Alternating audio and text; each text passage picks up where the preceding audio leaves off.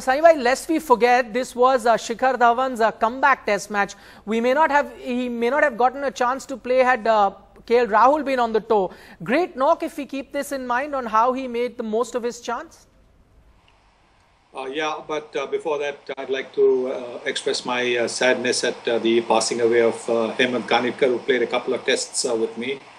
Sincere condolences to his family.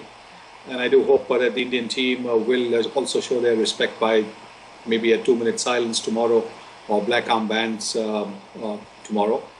You know, the Australians always wear black armbands when one of their cricketing fraternity passes away. Right. So hopefully the Indians will also do that. But yes, I think coming back to the cricket, Shikhar Dhawan, you're right, he was dropped for the last test. Rahul had played in his place. And the way he batted, the way he looked determined, that was really, really good. A left-hand, right-hand combination always is a tough one to crack. And on this pitch, really, there was nothing that the Bangladesh bowlers could have done. They had to accept their chances. They missed that difficult one. But that's how the game goes. All right.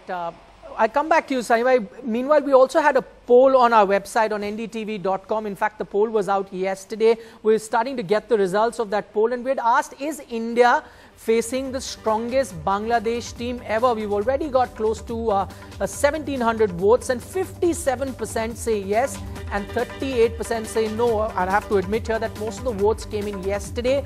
That number which said yes, this is the strongest side, is now diminishing by the hour. Okay, I'll go back to Sunil Gavaskar. Sunil, we also discussed yesterday how this is a strong Bangladesh team compared to the previous teams, but the bowling today looked insipid. You think not really world-class test level? Well, on these pitches, not a lot of attacks will look very good because if you want to get back into form, if you want to get hundreds, you want to play in Bangladesh, you want to play in Dhaka. That pitch is really an absolute batting paradise. So a lot of attacks in the world, not just the Bangladesh attack, that could have looked a little bit important on this kind of a surface. And it's not surprising that on day one, maybe the first half an hour first half an hour or maybe an hour when there is some life in the pitch is where you want to capitalize. But after that, this pitch is a real beauty to bat on. Okay, Sunny, since you talk about the pitch, it's very interesting to see the approach of the two captains. On one side, we have Mohammad Shahid for Bangladesh. He's the only specialist quick they've got in their team, and they're playing mostly spinners. India, on the other hand, have gone with 3 quick bowlers. Which captain do you think, with whatever little you've seen of the pitch, has read the conditions right?